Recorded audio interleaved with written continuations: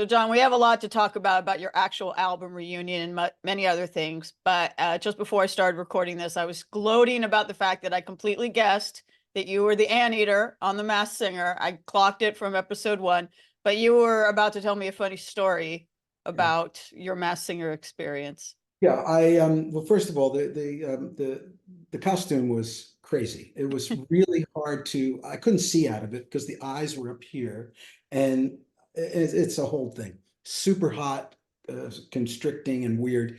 Um, so anyway, I made it through to the third round, and I was playing the Newport Folk Festival, which was on my bucket list for many years. Played it in the early evening, and then got in a car, raced to Boston Logan Airport, and jumped on a red eye to LA. Got to LA, I think by the time I got to the hotel, it was about 3 in the morning.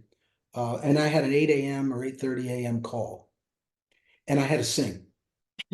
So I was completely out of it when I, finally, I don't even know if I slept. But anyway, got to the thing, put the costume on, go out there and, run around and try to do choreography and sing some crazy Backstreet Boys song or whatever they had at the time. And to be honest with you, when I finally got unmasked, I have to say I was actually okay. I was totally okay with it. I was like, good, this is good because I had been going back and forth to LA for like 3 weeks in a row. And it was crazy. So anyway, so it was good. It was a great experience. What I liked about the show was that everyone was so positive. Mm-hmm. The audience is positive. The judges are great. They just want to lift people up. There's no real negativity to it, and it's fun. So I'm glad I had the experience, but once was enough. And no All Stars for you, Masked Singer All Stars. I would watch I that. don't know. They haven't Well, called it, put it that way. one other thing that's crazy, and I don't want to get into any of the legal stuff or whatever. I know you can't talk about it, but by the time your episode of The Masked Singer aired, like you were very much in the news with what was going on with the legal stuff with Hall Notes. So like this like fun thing is happening on TV while you're in the headlines or something else. Like that was very strange timing. And I mean, you couldn't have scripted that, obviously. It's very weird. Yeah, to say that the stress level was ratcheted up would be an understatement. Wow. I'm pretty tough, and I've been around a long time, so I remain. I like to pride myself in being a professional, and I do what I got to do, and deal with what I got to deal with. Absolutely. Well, let's talk about Reunion before you do that, just for tradition's sake. Just going to do this. I got it. I got it. All Only right. the one. There's no airing here. All right. It's All just right. it's just the one. You, It's a you, boy, you know how to flatter a guy. Okay.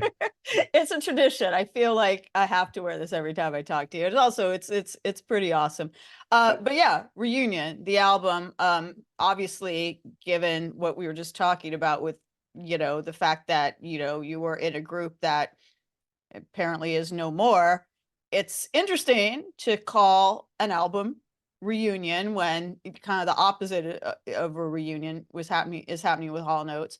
But I want to talk about the symbolism of the title, about it sort of either getting back to yourself, getting back to your roots with the kind of music you grew up with and the covers you chose. Like it's, definitely probably raises some eyebrows at this point in your career to call an album Reunion. Yes. Quite. Yes, you're 100% right.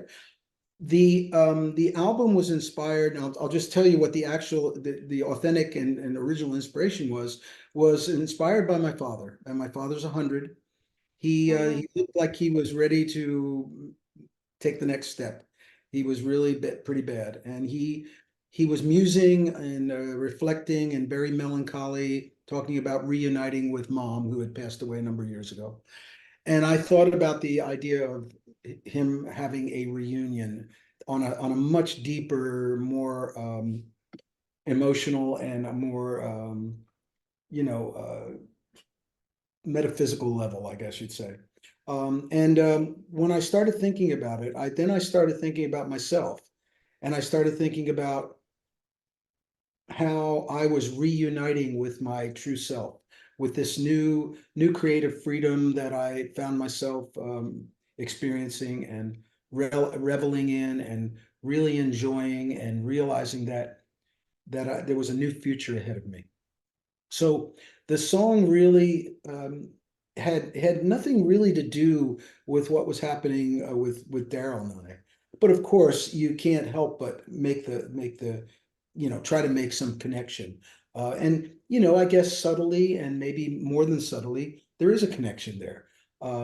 But for me personally, it was really about finding my true self. It was about finding my true self and realizing that there was a deeper level of reuniting that could be maybe talked about in a song, with metaphors and things like that. So that's really, I had no intentions of trying to lead people down an Easter egg path or anything like that. I'm definitely not in the Taylor Swift category of uh, leading her fans on. But no, it had nothing to do with that. But of course, you couldn't help make that, make assumption that maybe there was something to it. But it wasn't. And maybe it's just maybe that's how, ironically life works.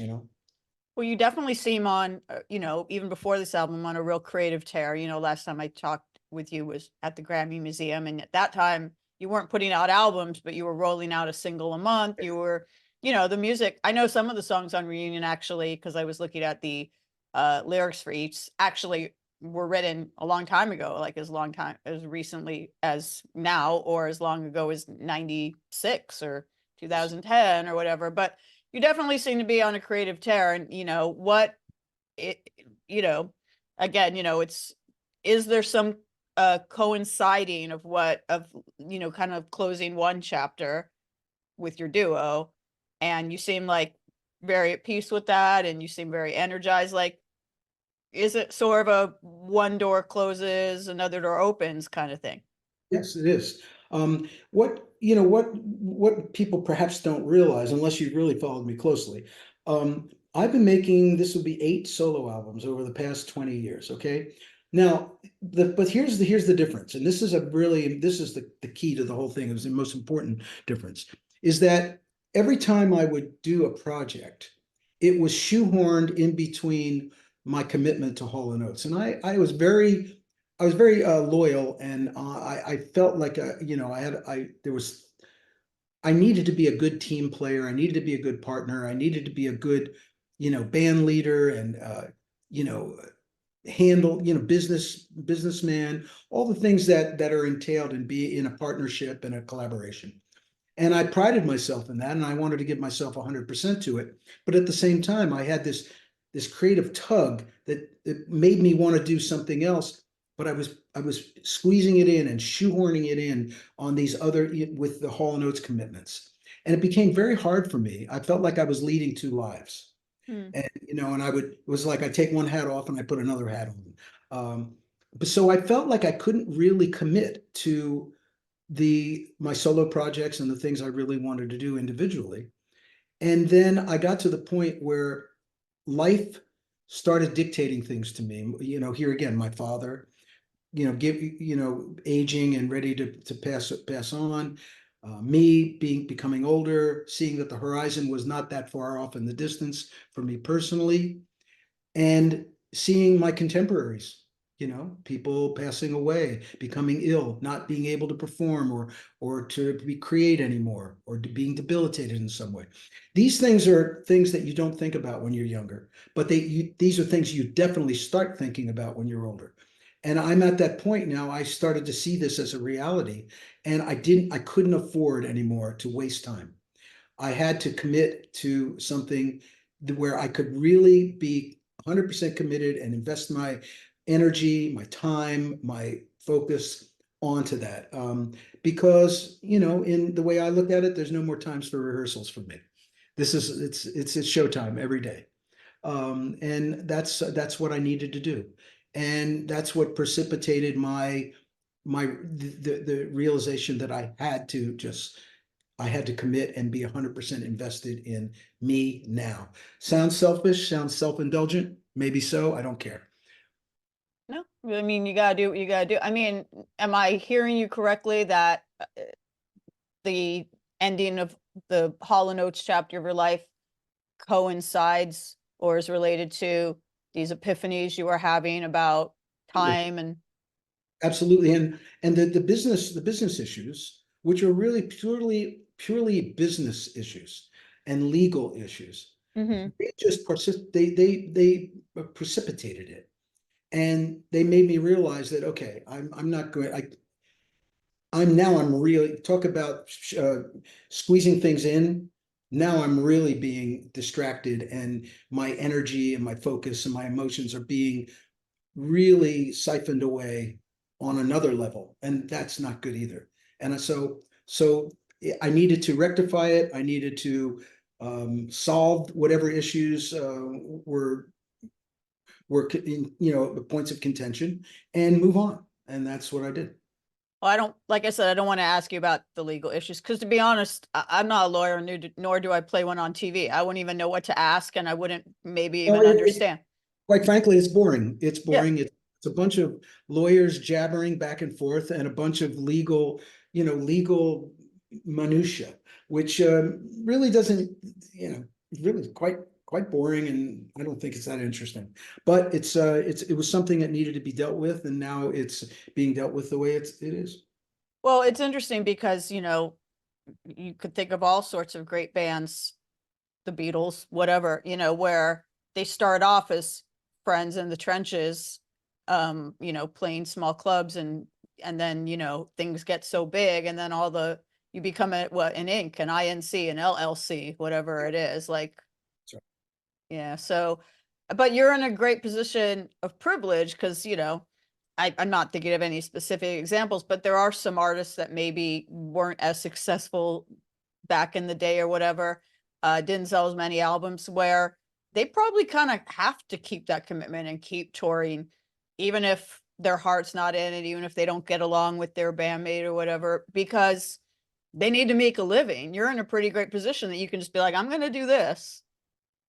listen, and I'm very cognizant of that fact, and I'm also very respectful of it, and I'm very appreciative that the success of Hall and Oates has enabled me to be where I am. I don't take that for granted one iota. And Daryl Hall's contribution and his great talent is a major component of the fact that I'm where I am right now. And so, I have I have an incredible amount of respect for the body of work that we created that will live on and endure. And I'm really, in a way, it feels like it doesn't need to be restated. I don't need to go out there and be singing those songs again. Their songs are forever. And I love the fact that, people feel like they're part of the soundtrack of their lives. Well, guess what?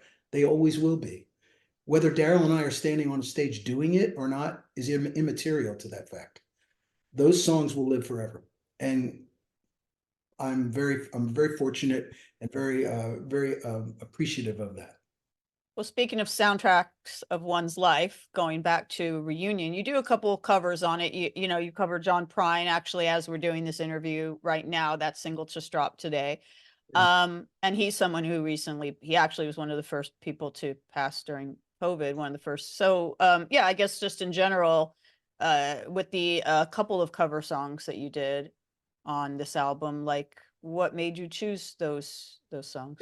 Every song on this album is intentional. There's nothing that's put on this album just on a whim. Oh, that's a good song, I'll just record that. No. Everything has a personal connection to me. What people don't realize about John Prine is that he was making his first album the same time Daryl and I were making our first album in the same studio with the same producer at the exact same time. Oh, wow. We would cross paths in the hallway, going from his session to our session or whatever.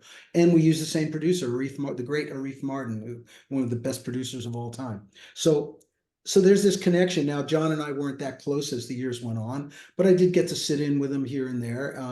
And so when I was asked to celebrate his birthday celebration at the Ryman, I was asked to do a song. I picked Long Monday, and I just loved playing it. And the reaction I got when I played it live with his band, with John Prine's band, Oh, wow.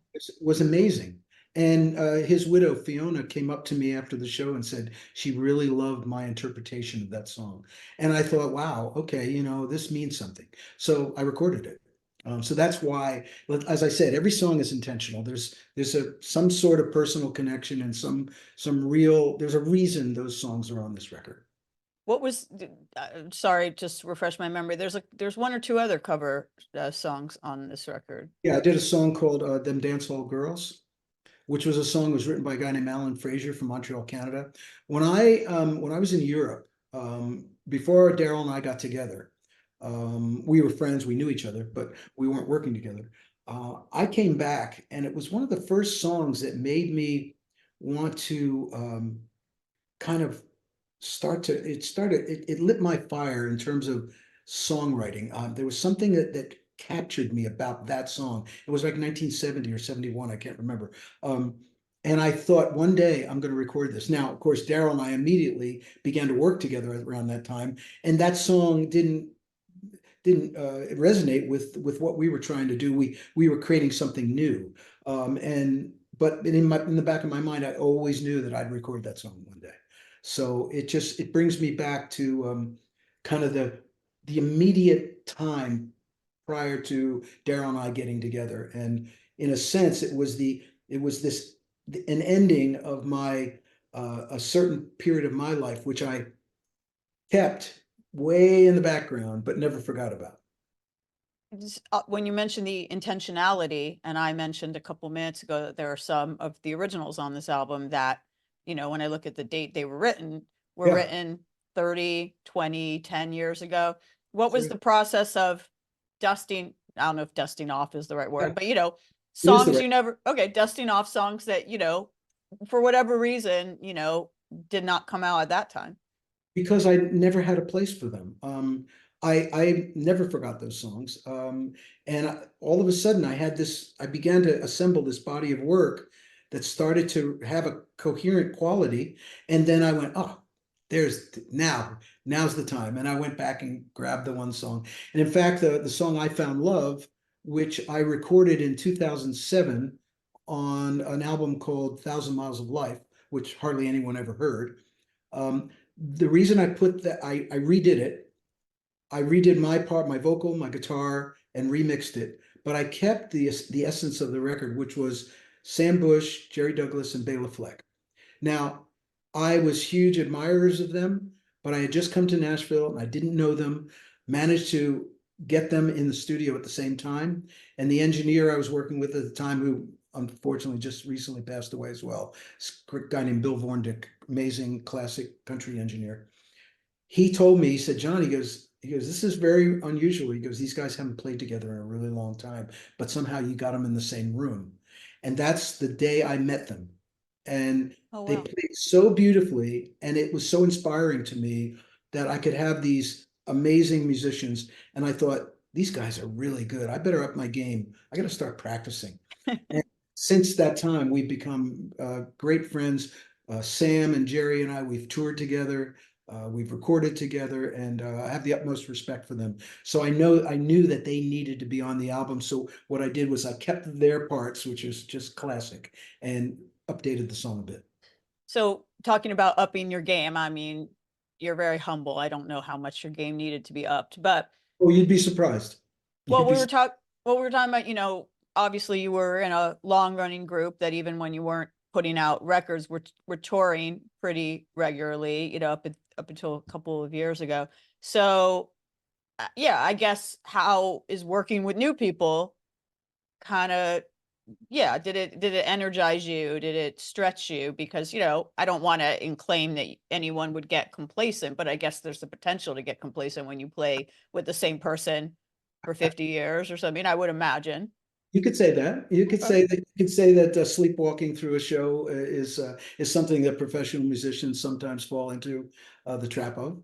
Um, Not me, but you never know. But anyway, no, but seriously, in general, my Nashville experience, what it did was I realized there was a level of professionalism, there was a level of skill, musicianship that was really, really, it was new, it was on a very high level, and I realized that I needed to step up my individual playing and everything.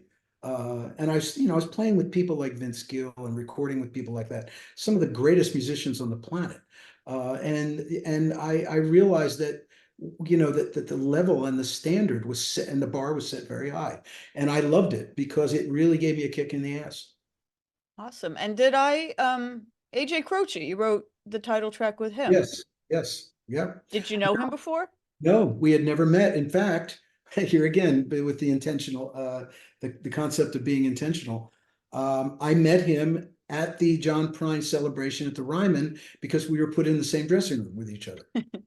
And we just found ourselves together hanging out, and we started talking about old music, songs from the 20s and 30s. He was describing how he inherited his father's extensive vinyl collection, and how he loved all that Louis Armstrong and Fats Wow. Waller and all this. And I was like, wow, what an interesting guy. And when I came up with the idea for Reunion, I had some key lines, and I knew what I wanted to do, and I knew the direction I wanted to go, but I didn't have a musical framework for it. And I thought, you know what? This guy might be the guy. And I just took a wild chance, and I came to his house and I said, I got this idea for a song. I don't know where we're going with it. Let's see what happens. And he was the right guy. He did an amazing interpretation of it. And interestingly enough, he just recorded it with his band, Oh, wow. and he will be putting it out on an upcoming album for himself. Did you know his father? No, no, Oh, okay. I was a fan, but no, never met him. No. And so looking at the credits, obviously it's, you've mentioned some of the names already, but I saw Joe Henry. Is that the Joe Henry? Like the, Well, there's three Joe Henrys. okay. So it's The, not the Americana artist, Joe Henry. no, it's Okay. not. But however, it's Joe Henry, the lyricist and author, who's written songs for John Denver, even Frank Sinatra. He's had a Frank Sinatra cut. Oh, Uh, wow. he lives in Colorado, right near where our house is. And yeah, he's that Joe Henry. So how did you, I know you used to live in Colorado. I guess you still have a house there, but you But we mostly still are. Well, during the pandemic, I was spending a lot of time there because I wanted to, get out of the city, breathe some clean air. And that's when we ran into each other. We'd known each other for 25 years. And it was one of those kind of funny conversations, like literally at the post office. Hey, what are you up to? I said, not much, he said, we've never written a song together. I said, now's the time.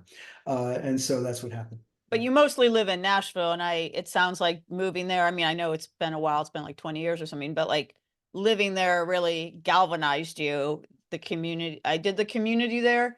I'm under the impression that it's, even though it's a big city, it's still like a small town.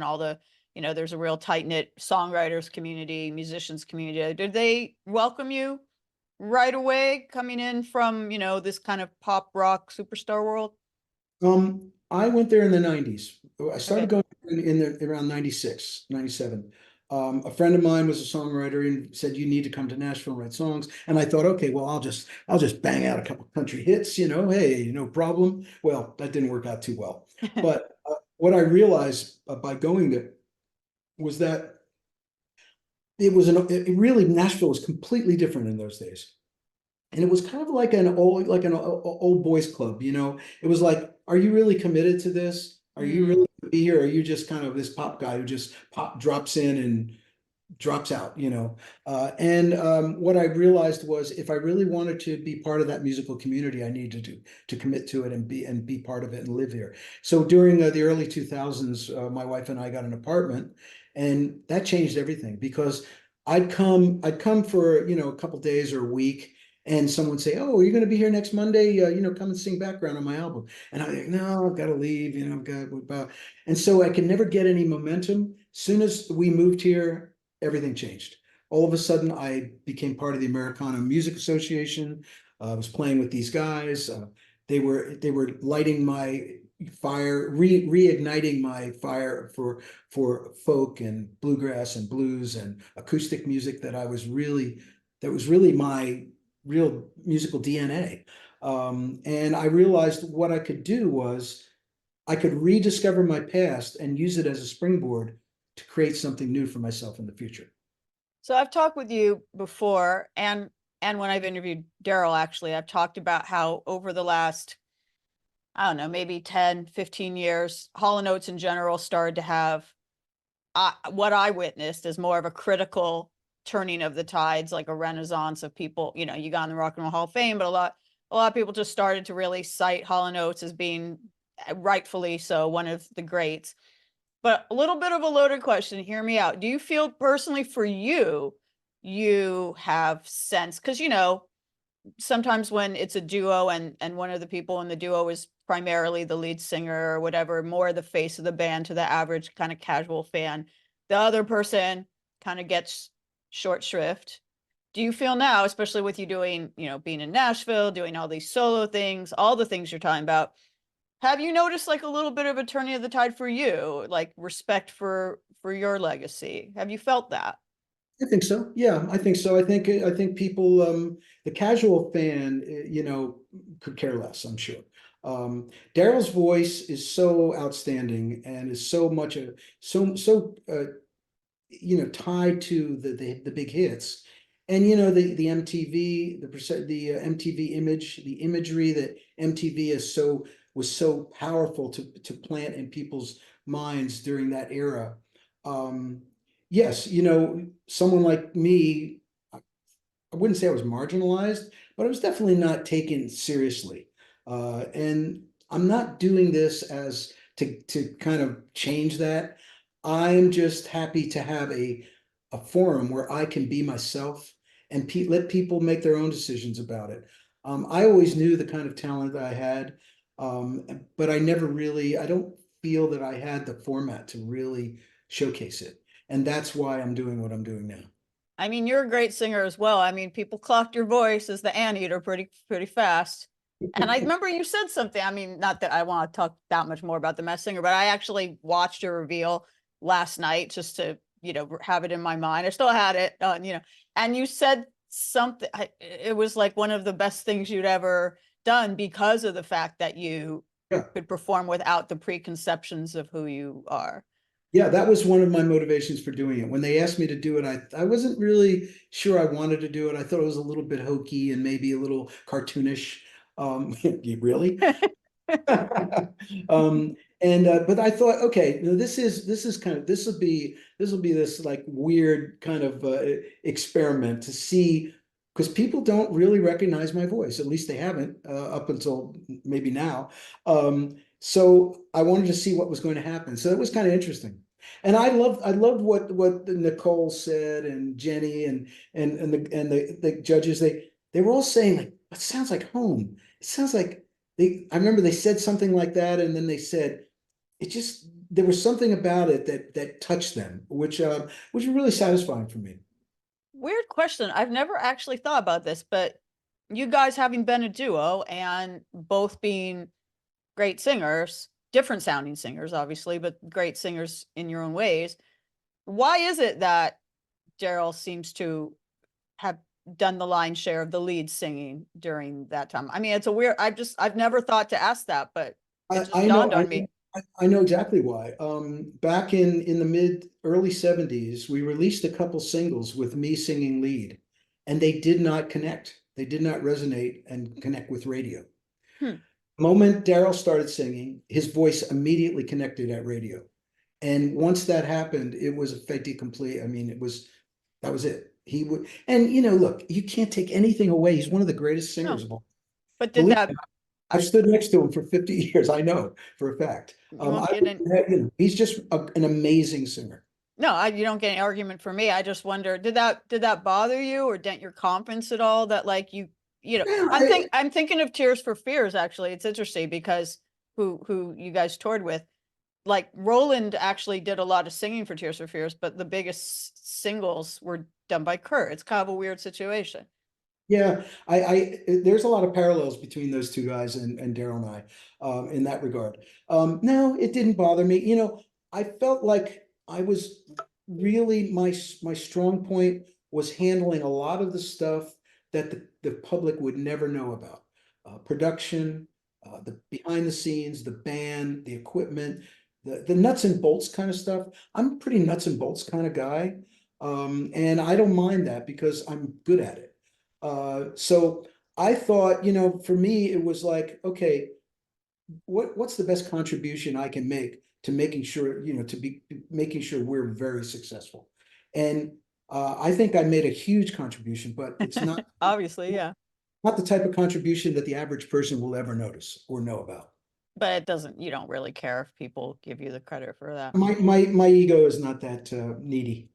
Well, the nuts and bolts thing, knowing that source of probably serves you quite well, because if I'm not mistaken, all the music that you've put out in recent years has been, you're kind of a one-man shop, right? You're independent, you put out your own stuff. So you kind of were put in a good position to be able to do that. Yeah, I had a 50-year internship.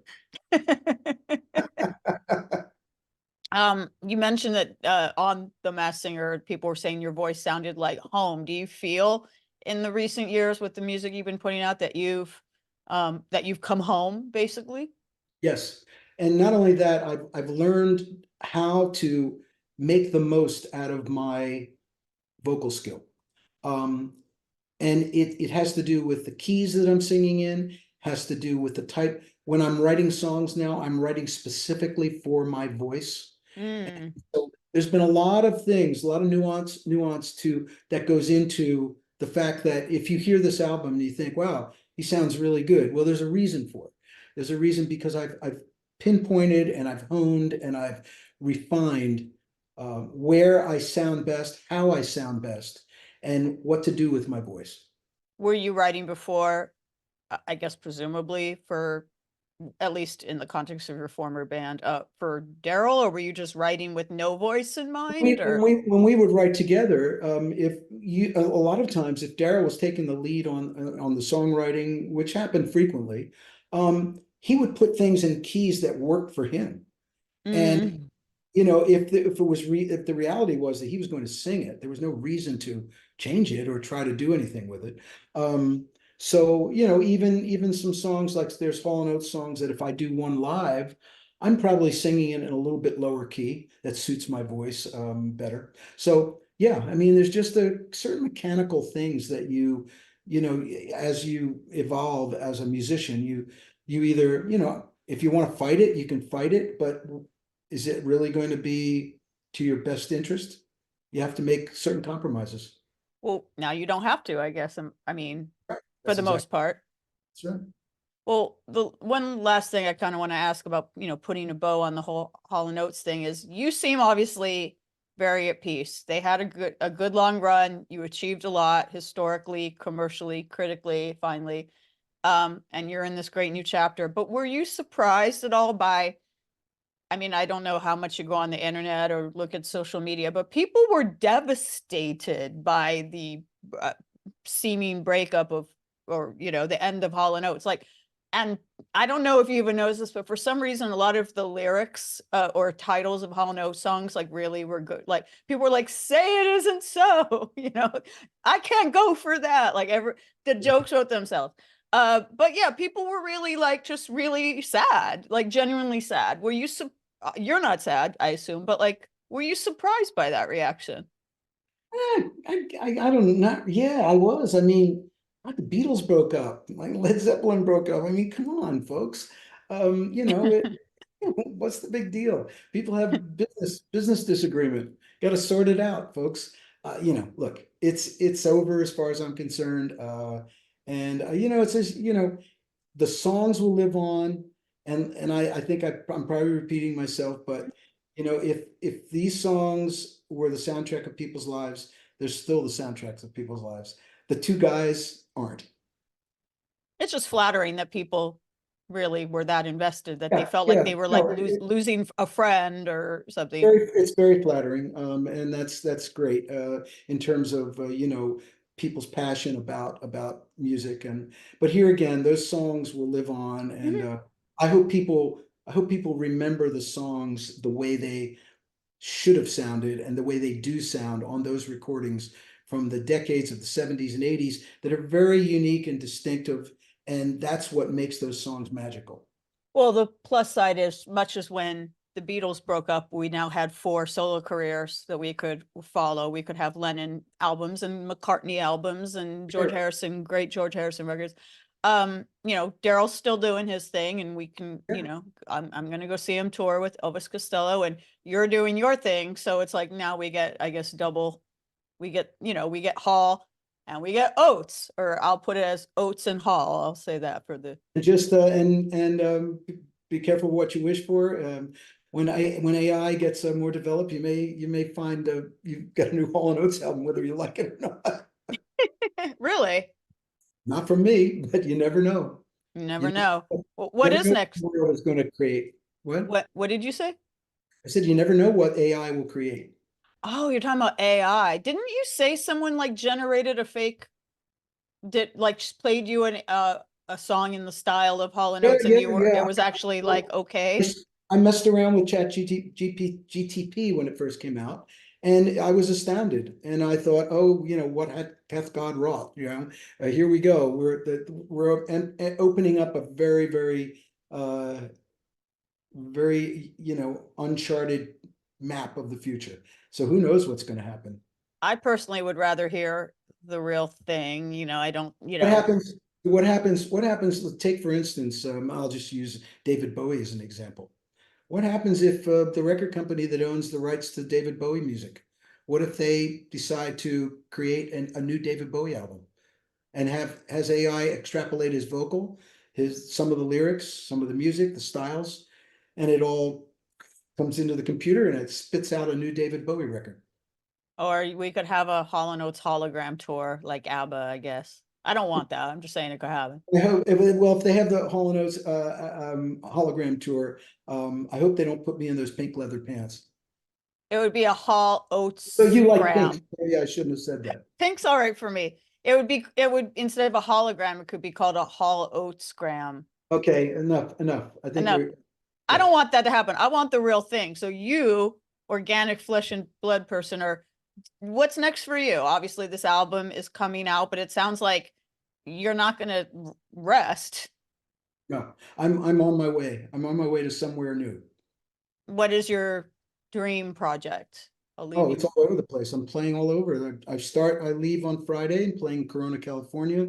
Then I'm playing 3 nights at the Musical Instrument Museum in Phoenix, which is awesome. Oh, Uh, wow.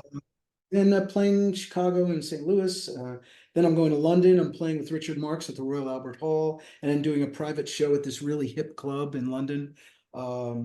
And then who knows? I can't remember what I'm doing. Then they're doing the Rochester Jazz Festival. Oh, and I'm headlining the Philadelphia Folk Festival, Oh, which is that's amazing. a crazy bucket list thing for me because when I was a kid, I went to the Philadelphia Folk Festival and sat in front of the stage watching Mississippi John Hurt and Doc Watson and so now all of a sudden I'm going to go back and headline the festival that was so important to me as a kid growing up. And I'm going to play some of those same songs that I heard the originators play. So Wow. it's going to be cool. That's very full circle. I guess since you're very much obviously even though you have nostalgia, like you just mentioned, you're a very forward-looking person, not a backward-looking person. What is left on your bucket list of musical things you want to do? You said that's a bucket list thing. You checked that one off. I just worked with a guy named Devin Gilfillian. He's a new singer, an R&B singer from Philadelphia, young guy. He's great. We wrote an incredible like vintage soul song, and we're going to release it this fall. So it's just a wide open palette. Whatever happens, happens. Well, I'm excited for what's next. I will talk to you when that happens, and I'll be ready. Okay, Uh, and good. I'm very happy for you. Congratulations on everything you got going on. Appreciate you. Okay, thanks.